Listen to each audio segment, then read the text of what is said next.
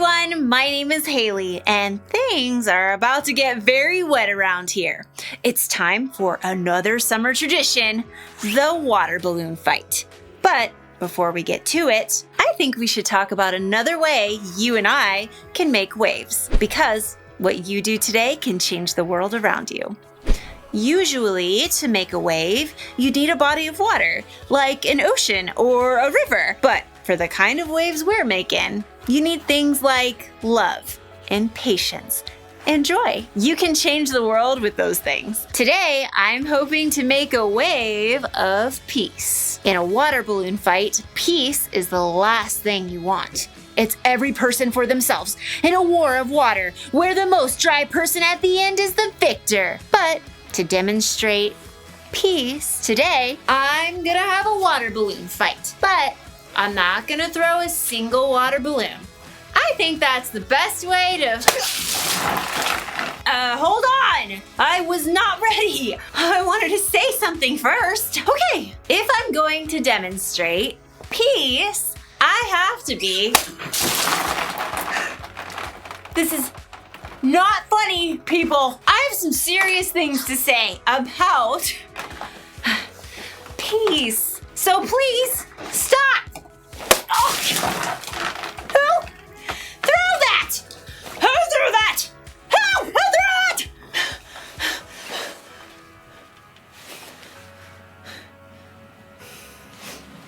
Nah. In today's story, we're going to learn about two guys who are about to go to war and the one woman who was brave enough to stop them. So, let's take a break from the water balloon throwing until we get back.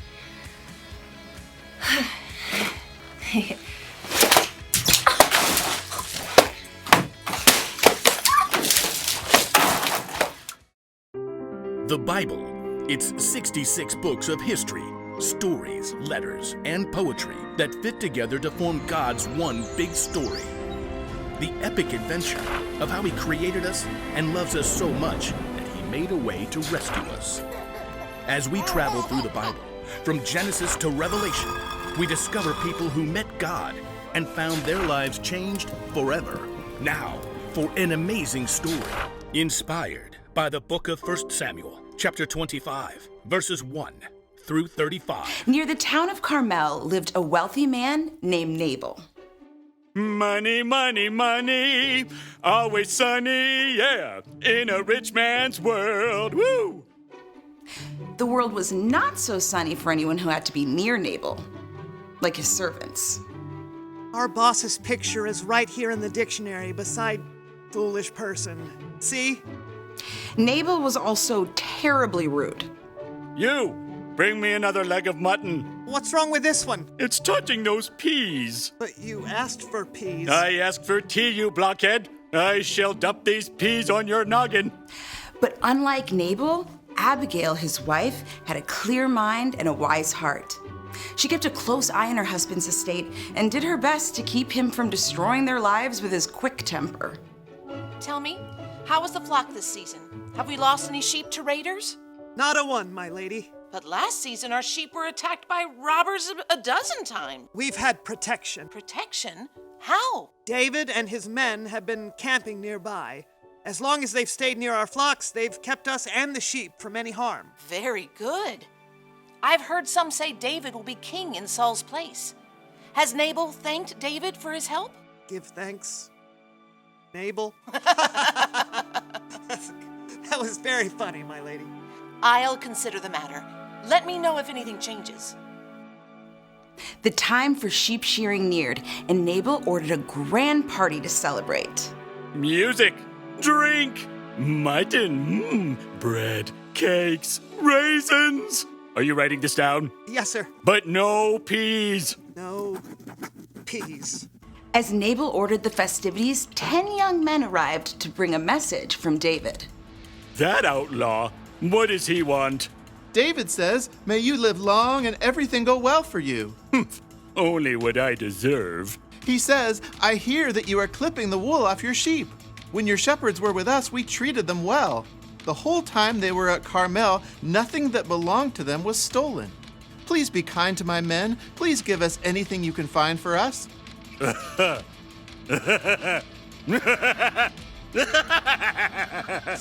So, yes? Who is this David? Many servants are running away from their masters. Why should I give food to men who come from who knows where? So, no? Vamoose! And don't let the door hit you on the way out. David's men quickly returned to camp. They found David's anger could be just as hot as Nabal's. Each of you put on your swords. In a short time, David and 400 of his men were marching up the mountain to confront Nabal. Word spread quickly. A servant raced to find Abigail. David sent messengers to Nabal and asked for a share of food, but Nabal was rude and shouted at them. You must do something or terrible trouble will come. Abigail didn't panic. She took a deep breath. We have to get ahead of this. Take a list, please. On it. 200 loaves of bread, 200 bottles of wine, 5 sheep, a bushel of grain, 100 raisin cakes, 200 cakes of pressed figs. Any peas? No peas. Save those for Nabal. What else? Load it all on donkeys and start down the mountain. I'll follow. As David and his men quickly climbed the mountain, the caravan of donkeys and gifts made its way down the steep road. David's anger grew as he neared the mountain estate. He gripped his sword tightly. Everything we've done hasn't been worth a thing. I watched over this fellow's property, but he paid me back evil for good. I won't leave one of his men alive. What's this? Donkeys? And looks like food for a feast? At the back of the caravan, Abigail could see David as they met the donkeys. She took a deep breath, hopped off the donkey, and ran forward, throwing herself to the ground at David's feet. Pardon your servant, sir. Please don't pay any attention to that evil man, Nabal. He's always doing foolish things. But now the Lord has kept you from using your own hands to get even. I've brought a gift for you and the men who follow you. Abigail dared to look up. David was watching her closely. The Lord your God will give you a kingdom that will last. That's because you fight the Lord's battles. He'll appoint you ruler over Israel. When that happens, you won't have to worry about how you killed people without any reason. The Lord your God will give you success. When that happens, please remember me. Slowly, David nodded. He removed his hand from the hilt of his sword and reached down to help her up. Give praise to the Lord. He has sent you today to find me. You have shown a lot of good sense and kept me from using my own hands to get even. He has kept me from harming you. Prepare a feast for your men. You've earned every bit of it. Go home in peace. David accepted the gift and turned back instead of facing down Nabal. Abigail returned home to find her husband holding his giant party. Nabal, I've made peace. Peace? Ugh, hate him. Woo-hoo-hoo. Though David didn't kill him, Nabal soon met a dreadful end. Abigail and her entire household were saved because she chose to get creative and make peace.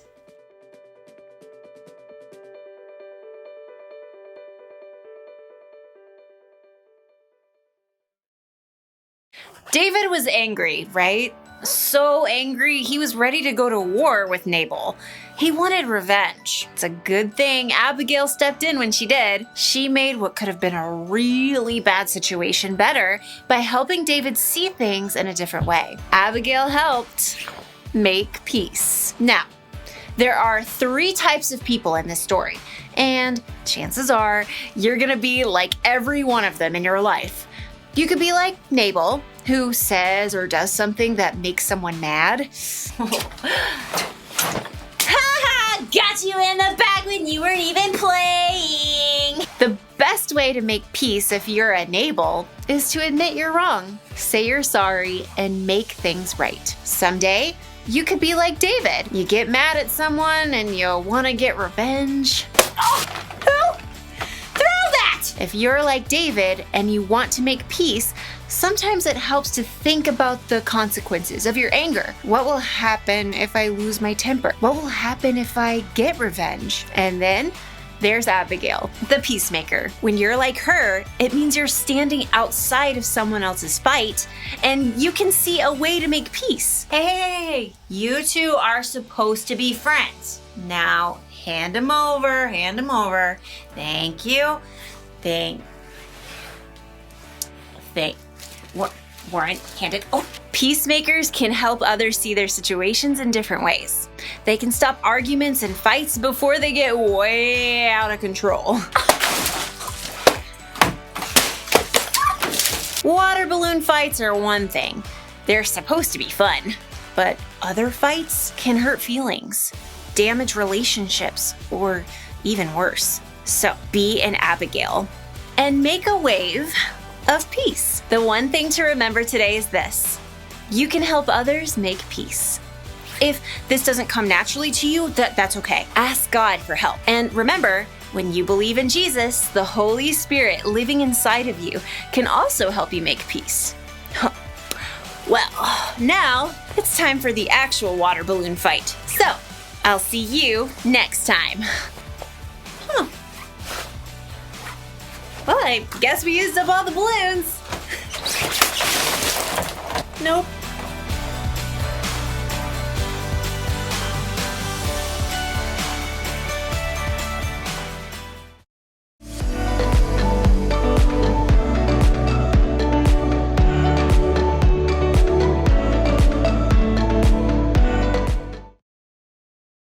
Oh, 3 in a row. Yeah. Hey, well, don't count your corn until it's thrown.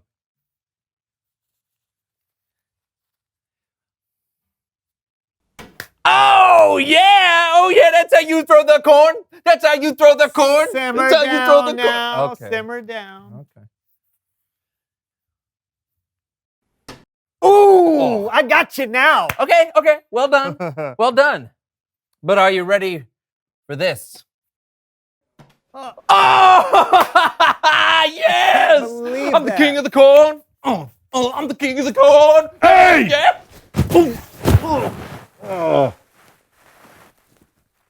How do you like it? Yeah.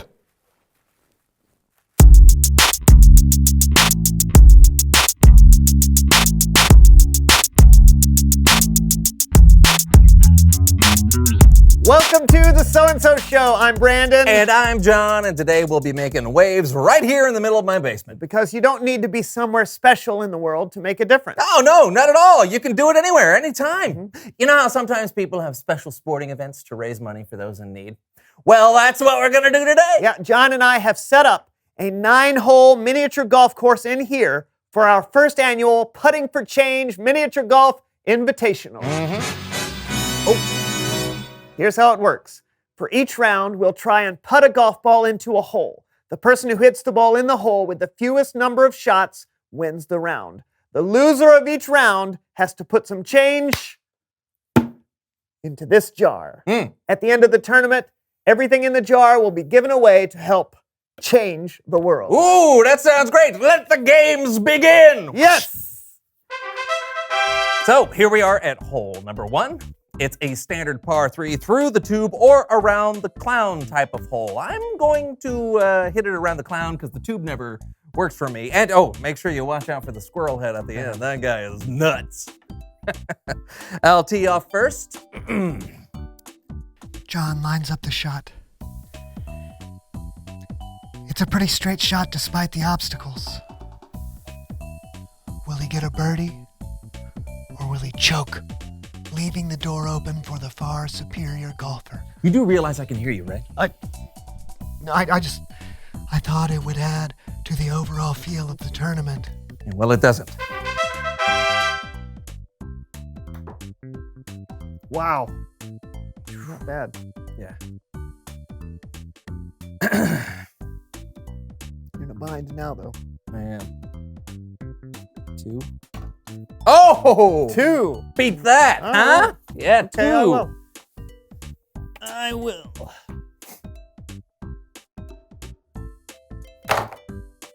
Oh, you know what beats 2? Yeah. One. Okay, Hole in fine. one. Yeah, great Hole job. in Great one. job using the Hole tube. and you Yeah, win a well- trip to the change jar. Sure. I got change right here. All Okay, right. here I love that jingle. we go. Boom. There you go. Great right. job, Brandon. Woo! Hole number 2. All right. Hole number 2. Over the water, through the woods, past grandmother's house to victory.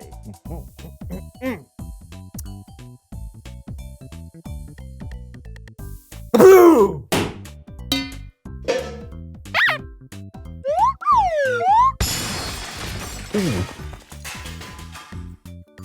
You all right? Yeah. Need a tissue? No, I'm fine.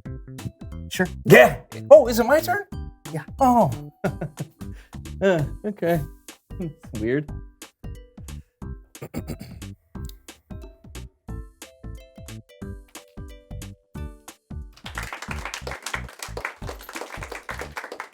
I think that means you own the jar. Woo! Right?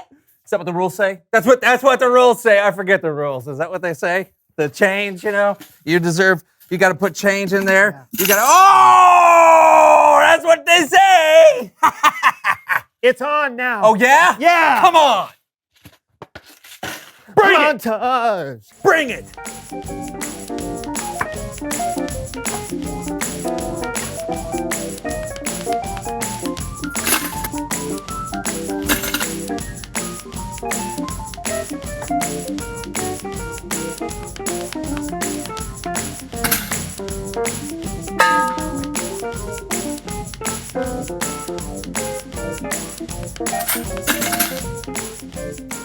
If you miss that, I win.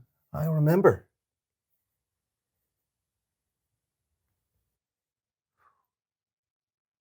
I just wanted to make sure. Would you stop that? What? Nothing. Oh! Oh! No! I win the first annual Putting for No. Change 9-hole miniature golf invitational. No. Pay up. You distracted me. You pay up. No, you. You!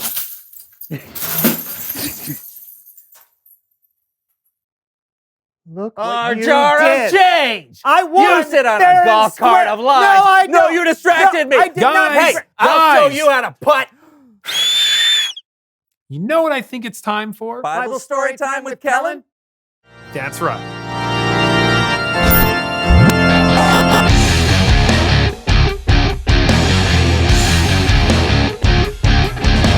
So, how's it going? He's He just kept mad that distracting I me won. by- No. Actually, I wasn't really asking because I can tell how it's going. But first, I did want to say this. I love the idea of you guys having a golf tournament. You do? 100%. There are a ton of lives you guys could change. That's See, what if I've you been would've trying to just- say. But you're missing one of the best ways to do that. We are? Yep. And that's what today's story is all about. So just sit back and listen. This story is about an amazing woman named Abigail, Hello? a woman who helped make peace and saved lives. We'll hear her story today on Behind the Bible. Alrighty then.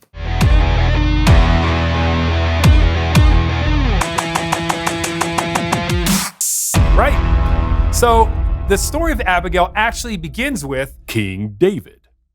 well, he wasn't a king yet. I know that.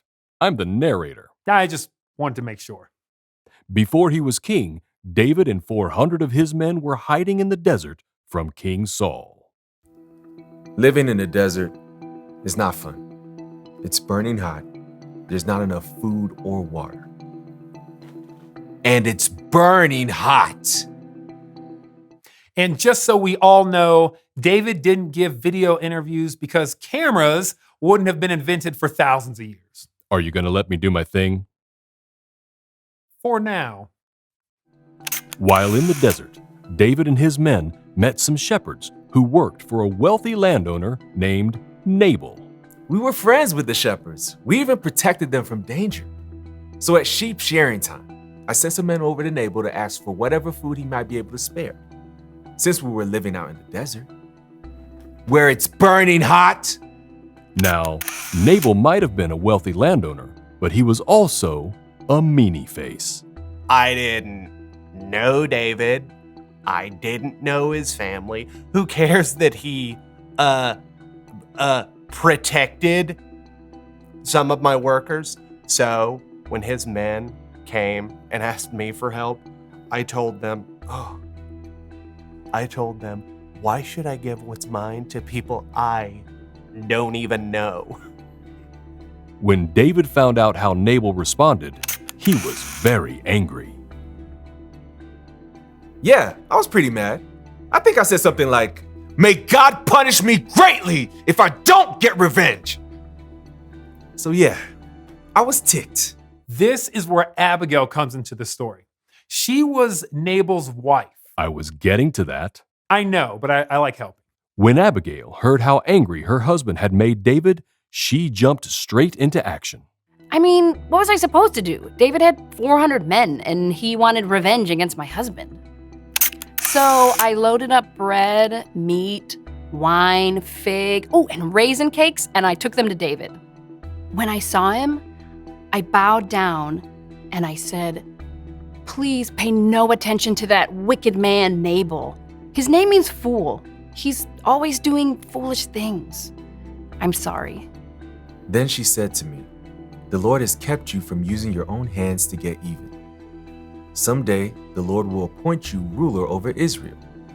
When that happens, you won't have to worry about how you got revenge without any reason." That was exactly what I needed to hear. Abigail's words brought peace. And the raisin cakes didn't hurt either. Abigail changed the whole story.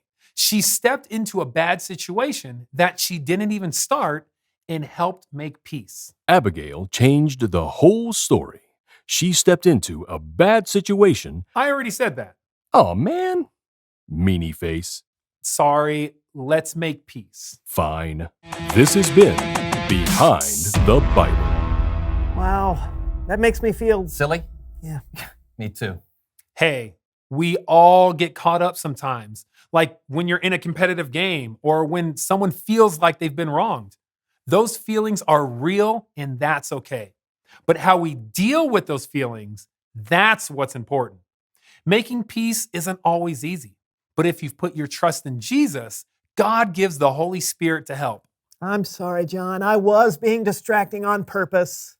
And I'm sorry that I was being a meanie face. Well, I guess we ruined the first annual Putting for Change 9-hole miniature golf invitational. Are you kidding?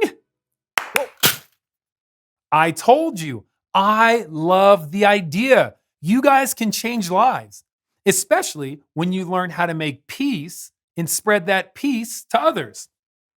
And you know what? I'm going to be your first sponsor. You will? Yep, which means much better. I'll see you guys. Reveal the question.